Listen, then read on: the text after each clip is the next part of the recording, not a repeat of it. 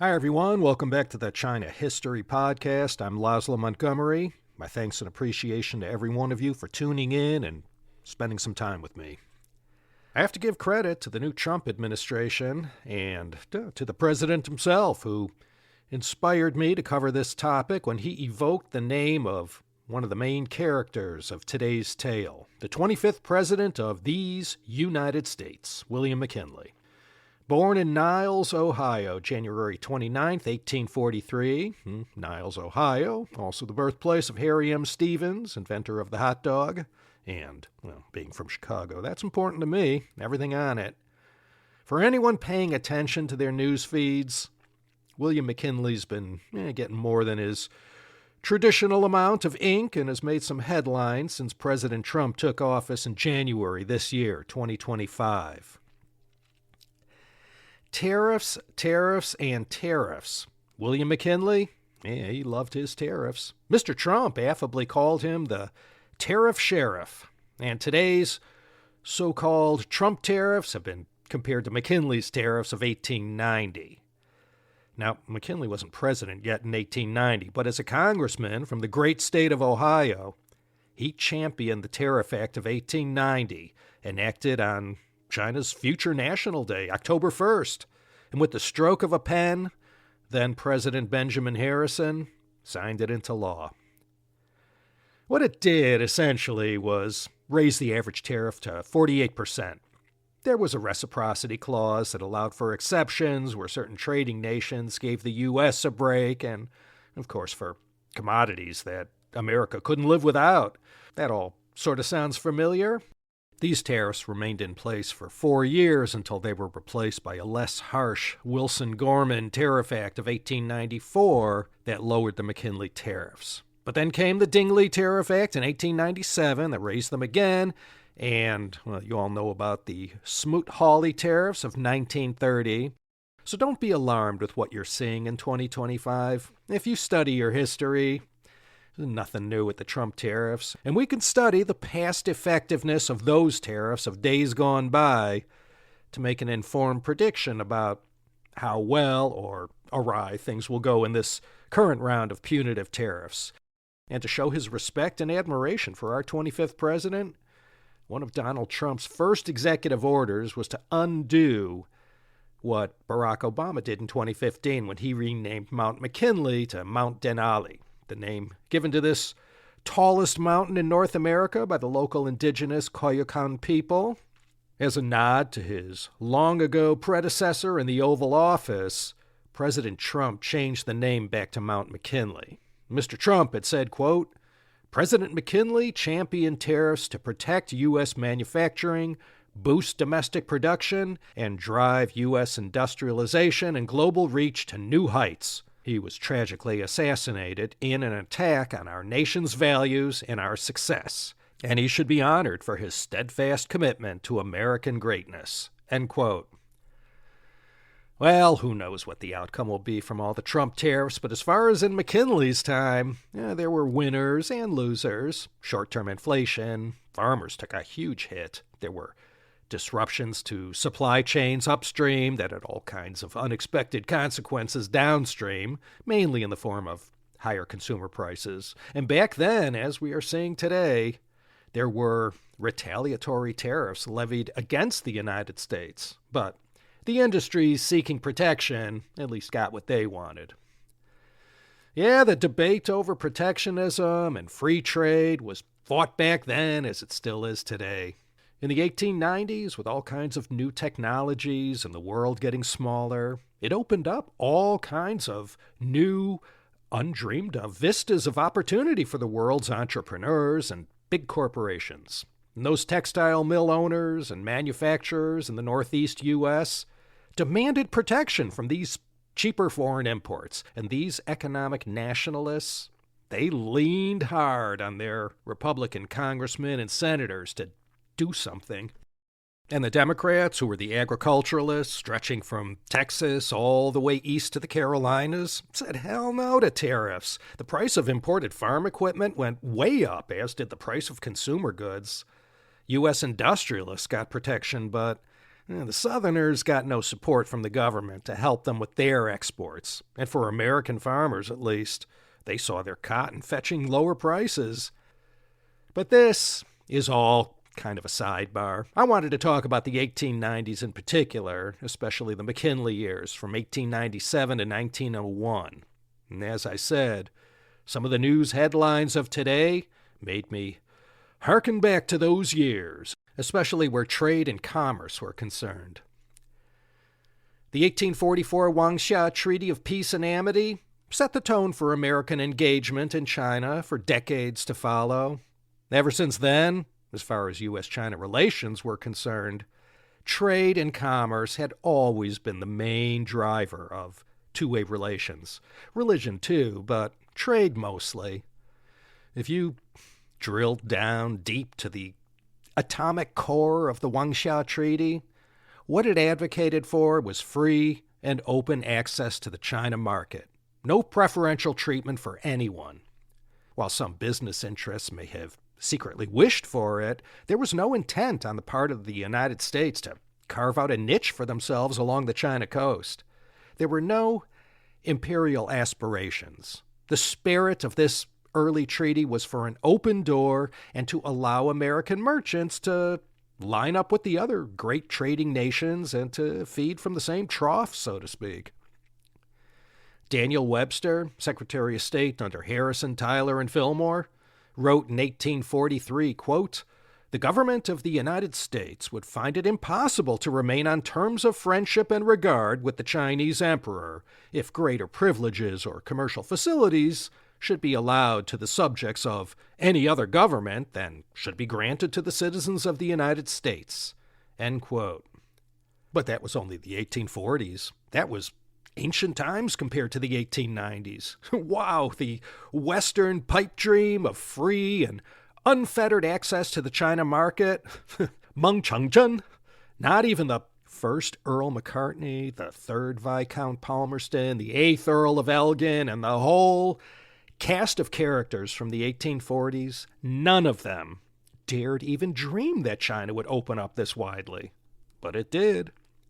The Second Opium War, the Sino-Japanese War, and finally the historic scramble for concessions. When we look back on China's siècle d'humiliation, these years in particular were probably the worst.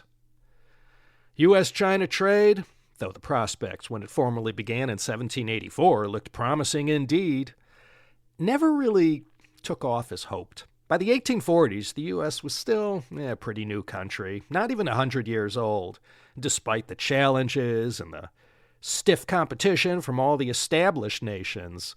The American companies that engaged in the China trade kept up their high hopes. And come the 1890s, American manufacturers will find themselves in the same boat as today's China manufacturers. There was a bit of a overproduction problem. That was America's dilemma. So American cotton farmers had looked to China as their savior, and the textile companies and other exporters of commodities in the Northeast were able to ship a lot of their production to China. As far as cotton producers went, those American southern states were the mega producers like Xinjiang today. And by the 1890s, especially before that boll weevil infestation, half their cotton was going to China. American producers of kerosene, wheat flour, iron, and steel all depended on the China market. So you could say China, as a market for American products, had become quite important to the U.S. economy. We were 25% of the world's manufacturing production output back then. Not quite China's 32% of today, but yeah, we used to be a player. So by the late 19th century, the USA, brimming with potential greatness, was really starting to exhibit the same aggressive trade practices as their once bigger and stronger betters in Europe. And come hell or high water, America's factories were going to export their way out of this dilemma they found themselves in. And back then, as now, the China market, with its 400 million consumers, beckoned. To America's exporters during the 1890s, there was no other overseas market that mattered compared to China, that is. The line of demarcation for the USA, as far as the year it became a Pacific power, would be 1898, the year we defeated Spain in the Spanish-American War.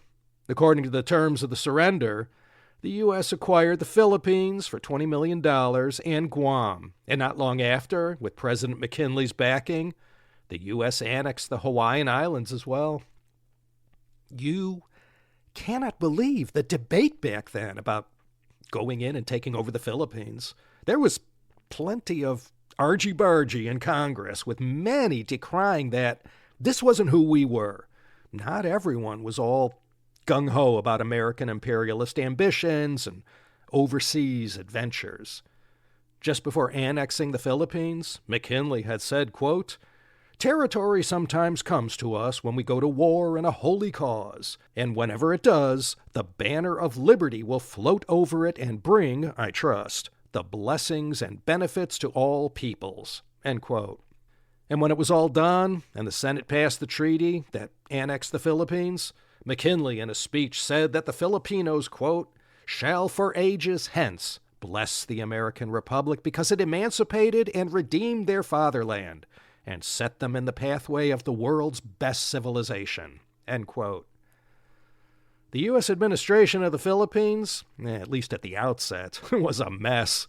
There was, at times, violent pushback from the locals who resented this meet the new boss, same as the old boss state of affairs. It would take some time before the Americans became right proper imperialists. McKinley gave it his all. He was the first U.S. president who had at his disposal the telegraph, the telephone, and a transcontinental railroad network. He used all the tools at his political disposal to push for Philippines annexation. And you could probably guess who lined up with McKinley on the side of annexation: the business community, the military, and many other political elites owed the day. They knew the potential value of the Philippines. Many back then called it America's Hong Kong. It served as a trade entrepot as well as our very own overseas military base. Today we got, something like 900 foreign bases in 96 countries? Hey, you got to start somewhere. Besides the Philippines and Hawaii, in 1898, the U.S. claimed Wake Island and took control of that atoll located in between Manila and Honolulu. Not only was this an ideal location for installing a trans-Pacific telegraph station, it was perfectly located to serve as a coaling station for the U.S. Navy and merchant fleet. Sailing between Hawaii and Manila was too great a distance for steam-powered vessels. Intermediate coaling stations were needed, and that was the sole purpose of these islands in the South Pacific. Back then, this was all about China. These specks in the middle of the ocean were American stepping stones to the other edge of the Pacific Ocean. Late 19th century, American China traders and investors were drunk on the same China myth that Manchester, England's textile mill owners had decades ago. Since the American Civil War, the economy hadn't been able to make a full and complete recovery. The 1870s and 80s were nothing to write home about. There was the Panic of 1893, which was the worst thing to happen to the U.S. economy until the Wall Street crash of 1929. And the after effects of the Panic of 1893 lingered into 1897. A good thing for William McKinley.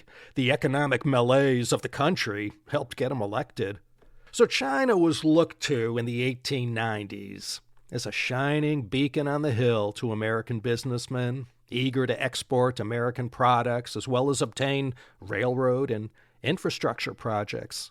This wasn't the first time Americans OD'd on ebullience caused by an excess of optimism about China trade. It happened at the birth of the nation in the 1780s, and now again at the turn of the 19th century. So by the 1890s, there were some high hopes in the U.S. that factory overproduction could be exported to China. But then something terrible and wholly unexpected happened. The Japanese did a number on the Chinese, and the resulting April 1895 Treaty of Shimonoseki that ended the Sino-Japanese War set off what became known as the scramble for concessions in China. At a time when China was reeling from this terrible defeat, the powerful trading nations envisioned a once-in-a-lifetime opportunity there. In December 1895, the American China Development Corporation was formed. Its original purpose was to secure railroad contracts.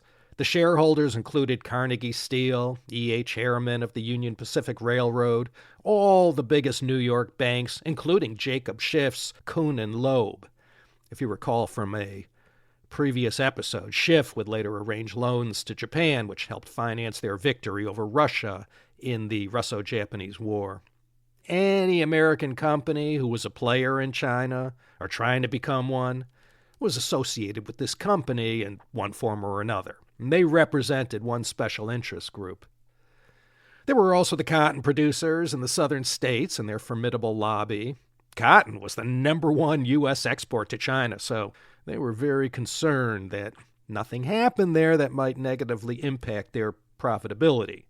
They represented another powerful special interest group. So with all the news about China going down hard in defeat against Japan and the subsequent scramble to carve out a sphere of influence in China, it sent alarm bells ringing in the boardrooms and gentlemen's clubs of these U.S. companies. So they began to aggressively lobby the federal government to do something about it before it was too late. The biggest and baddest of the great trading nations in China, Britain, France, Germany, Japan, and Russia, had secured their own so-called sphere of influence in China. Great Britain, of course, had Hong Kong and the Yangtze River Valley. France had their own little thing going on in Guangxi and Yunnan, adjacent to their Indo-Chinese venture. After 1897, Germany established their own beachhead in China in Qingdao, after a couple of their missionaries got caught up in the chaos of the Big Sword Society. Japan held the island of Taiwan and bits of Manchuria. And the Russians, of course, using their geographical advantage, dominated Manchuria and the tip of the Liaodong Peninsula at Port Arthur, today's Lushunkou district of Dalian. As for the Americans, well, they weren't looking to carve out their own sphere of influence in China.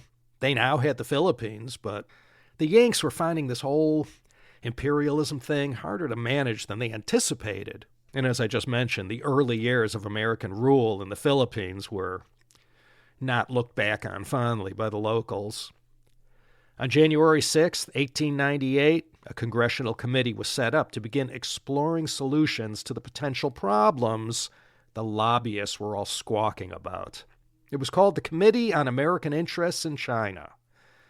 They liaised directly with the New York Chamber of Commerce, who spoke for those with major interests in China. This committee's role was to proffer suggestions to the New York Chamber regarding the, quote, methods to be adopted to conserve the rights of citizens of the United States in the Chinese Empire. The committee members were all from the American China Development Company, as well as many Southern bros from the cotton lobby. Collectively, they rallied to petition the government to wake up from their stupor and see what was going on in China and to do something about protecting American business interests out there. Later on, in June of 1898, this congressional committee morphed into the American Asiatic Association, who became the premier lobbying organization. Old wine, new bottle. Their role was to use their political heft to browbeat the U.S. government to take action regarding the situation in China. They were made up of the biggest names of the biggest companies who had a finger in China's commercial pie.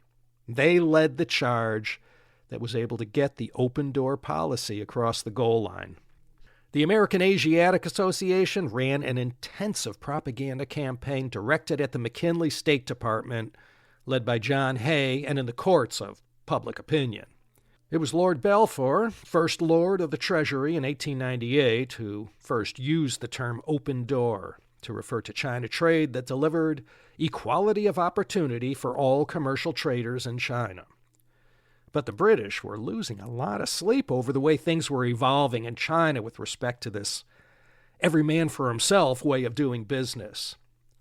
Now, this didn't work out in the end, but the British Colony Secretary proposed to President McKinley a kind of alliance between the U.S. and Britain to work towards an open door in China with standard tariffs and regulations, and to join together against those who tried to inhibit the trade activities of merchants and their spheres of influence. McKinley campaigned on no foreign entanglements and alliances, so when it was first proposed, he told the Brits, thanks but no thanks. I'm sure many of you have seen the famous French cartoon from Le Petit Journal illustrated supplement with the foreign powers cutting the Chinese cake. That was in January 1898. And in the American version of Punch magazine, called Puck, they too had a similar political cartoon from May of that same year, which showed the five powers carving up a Chinese cake and Uncle Sam sitting by himself at a separate table with a single cupcake in front of him, representing the American sphere of influence in the Philippines and Cuba. The title of the cartoon reads, "No Chance to Criticize," meaning the Yanks couldn't sit on their high horse anymore and castigate the European powers about their imperialist actions, because now Uncle Sam was one of them, whether he liked it or not. So, besides the president, let's look at the main cast of characters from this time. First and foremost, there was John Milton Hay. He once served as one of Lincoln's assistants and was a biographer of the 16th president. He was Secretary of State under Benjamin Harrison, who, I guess we could call him the Joe Biden of his time, in that Harrison's presidency was nestled in between the two non-consecutive terms of Grover Cleveland. John Hay, a seasoned diplomat in every respect, served as William McKinley's Secretary of State. There were three key persons who had a great deal of influence on Secretary of State Hay as far as China went. The first was Lord Charles Beresford, a British admiral and MP. Lord Beresford had written an influential book in 1899 called The Breakup of China that addressed the matter of the necessity to maintain free and fair trade throughout China. He strongly warned against the dangers of fragmenting China through imperialist policies, indemnities, and unfair treaties. Another key voice from this time was the British Inspector of Chinese Maritime Customs, Alfred Hippisley. He was one of Robert Hart's people. He provided Lord Beresford with much of the information that led to the publication of his book. The third person was John Hay's Secretary for East Asian Affairs, William Woodville Rockhill. This position, last I checked, is currently filled by Sean O'Neill. Through Lord Beresford and Hippisley, Rockhill was first made aware of the urgency of the situation in China. The New York Chamber of Commerce, on behalf of these lobbyists and special interests, passed on a petition that made its way to the desk of William McKinley. It stated that, quote, "There are important changes now going on in the relations of European powers to the Empire of China, affecting the privileges enjoyed under existing treaty rights by American citizens trading in and with China. That the trade of the United States to China is now rapidly increasing and is destined, with the further opening of that country, to assume large proportions unless arbitrarily debarred by the actions of foreign governments. That, in view of the changes threatening to future trade development of the United States in China, the Chamber of Commerce respectfully and earnestly urge that such proper steps be taken as will commend themselves to your wisdom for the prompt and energetic defense of the existing treaty rights of our citizens in China, and for the preservation and protection of their important commercial interests in that empire." End quote. No question about it, the USA was the odd man out in China. Philippines was nice, great beaches, fabulous people, but it wasn't in China. Everything used to be okay. The treaty port system worked fine, especially after 1860. But now it was 1899, and U.S.-China two-way trade and direct investment was never looking more promising. And with the socio-political dynamic in China being what it was, a golden age beckoned for American investors and anyone in the weapons, transportation, infrastructure, or commodities business. When the American business interests saw what was happening with attempts being made to set up these exclusive zones on the China coast where Amerikanskis wouldn't be welcome. Well, they demanded action from their government. Most of the cotton being exported to China from the U.S. got shipped to Dalian, and that's where the Russians were trying to carve out their own little bit of Russia inside the Chinese nation. This was exactly what Rockhill was trying to avoid, and he warned Secretary Hay of the urgency. Even the Italians tried to establish their own Little Italy in Taijo along the coast of Sanmen Bay. Well, they didn't get the okay, but still, it reflected a trend that would have been a disaster for American business interests. And although this was somewhat self-serving, the Americans took the lead in calling for the other trading nations to keep China stable and stop trying to carve the place up for their own designs. American companies needed two things. First, they wanted free and open trade that didn't cut them out of any deals or business development opportunities or anything that gave preferential treatment to whoever had particular influence in any sphere or sliver of the Qing Empire. They also needed a peaceful and stable China. Revolution was bad for business, and they got that right, except it took another half-century to learn that lesson. So Rockhill, at the behest of Secretary John Hay, on August 24th, 1899, drafted the memorandum that essentially served as the blueprint for the open-door policy. Hay signed off on it and passed it to William McKinley, who gave it the thumbs up.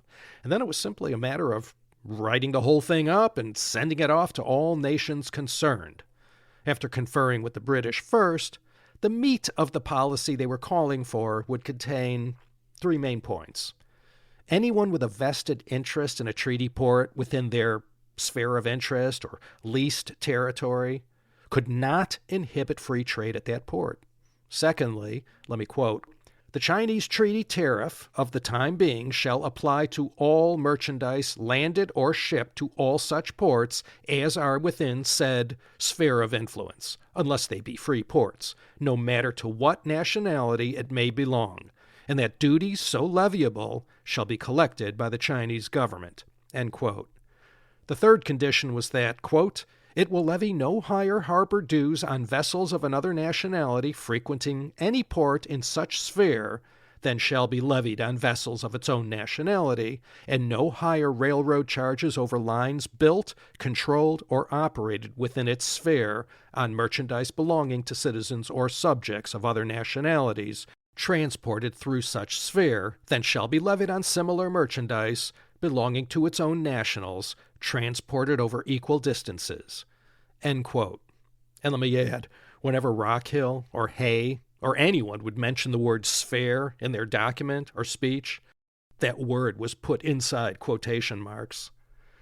And on September 6th, 1899, the memorandum containing the outline of the American doctrine of the open door policy was sent off to the U.S. ambassadors in Russia, Great Britain, France, Japan, and Germany, who duly informed those governments that henceforth there needed to be diplomatic transparency, collective guarantees, and equal opportunities and prosperity for all. The ebullience was fizzing among the special interests and those American businesses that stood to gain from the open door policy. After sweating things out, at last they were able to pop their champagne corks once everyone fell into line. It was like the early 1980s when Geige Kaifeng served like a siren song, beckoning American companies to feast on the potential corporate profits. Well, it was one thing to lobby your government officials and throw a lot of money into enacting certain legislation and treaties, but it was a whole other kettle of fish when it came to the rank-and-file Chinese Laobaixing. They didn't like this, and it had been over half a century that China was being disrespected and embarrassed by these same foreign nations, and now Japan too. And just after everyone had agreed to the terms of the open door policy and no one was going to do anything in their sphere of influence to inhibit free and fair trade, right when everyone was basking in the afterglow of this moment in September 1899, the Boxer Rebellion started. And by May 1900, it had spread north into Manchuria and as far west as Shanxi. Many of the local people had had enough of the foreigners and the missionaries. Well, I'm not going to get into the minutiae of the Boxer Rebellion in this episode, but you surely recall all their signature acts: destruction of railroad lines, telegraph poles, burning churches, wholesale slaughter of missionaries and their families, and any other foreigner who got caught up in their path.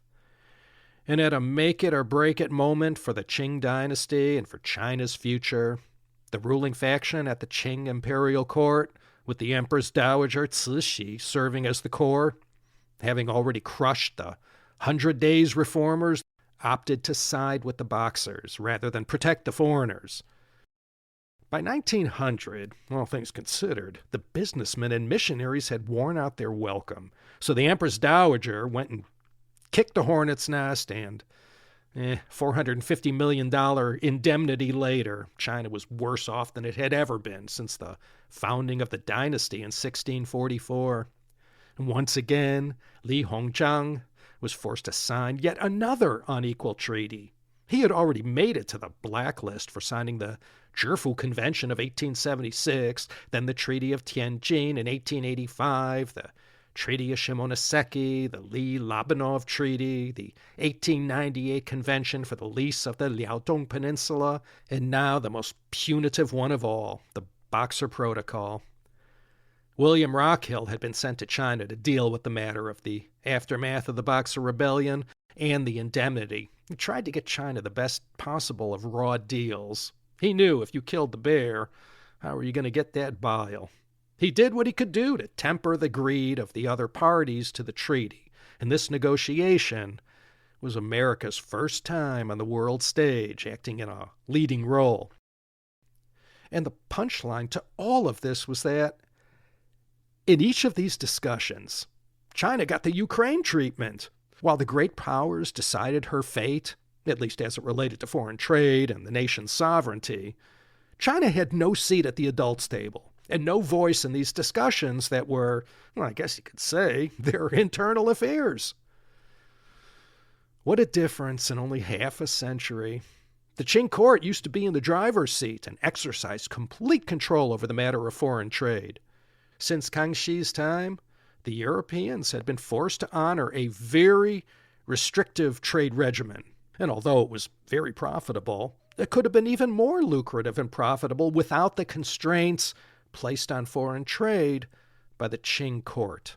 Even when the Canton system was abolished following the Treaty of Nanjing, at least the Chinese authorities still negotiated individually with representatives from the various trading nations.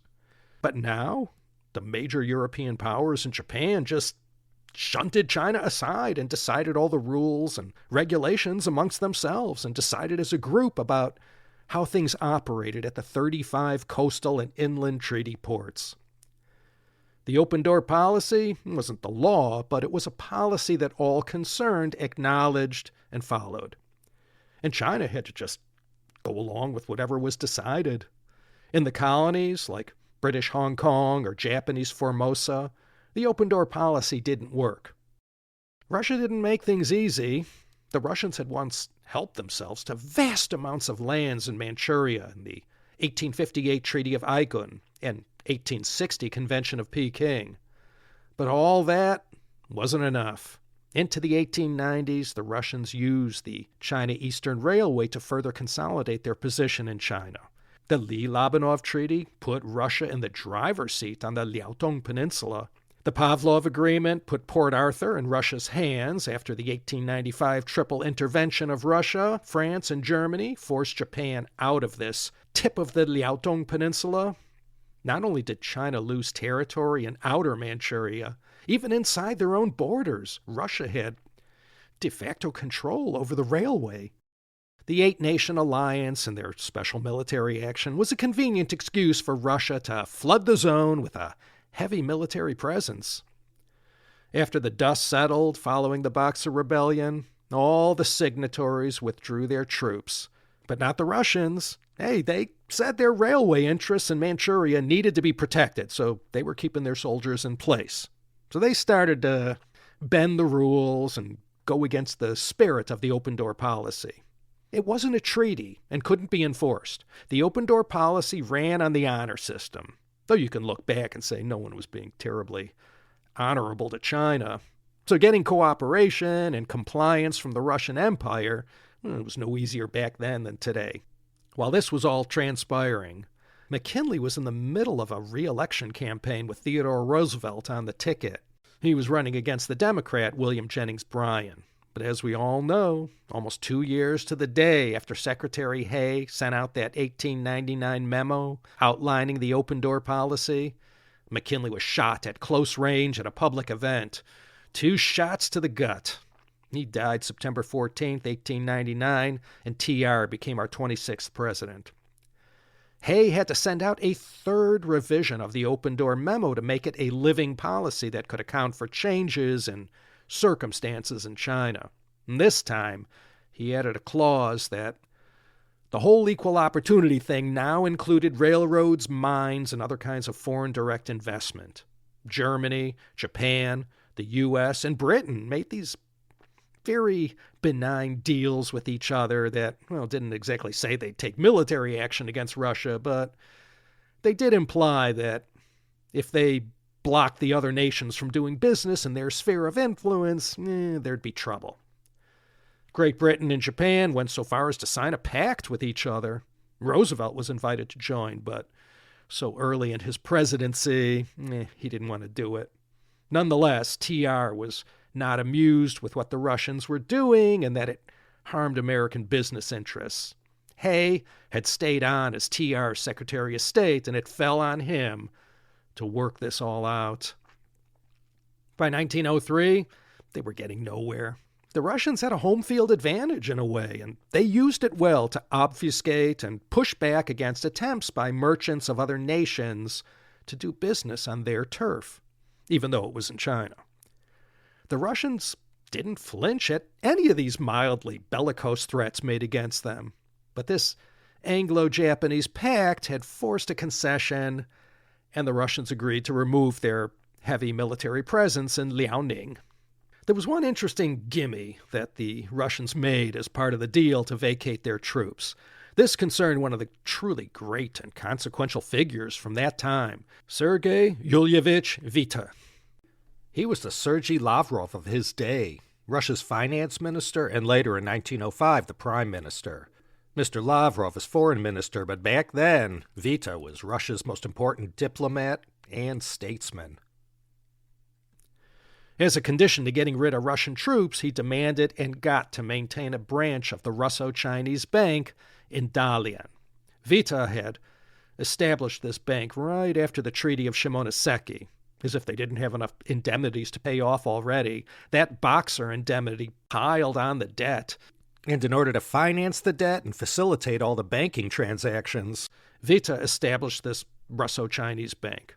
The head office was in St. Petersburg, and there were several branches and corresponding banks they did business with.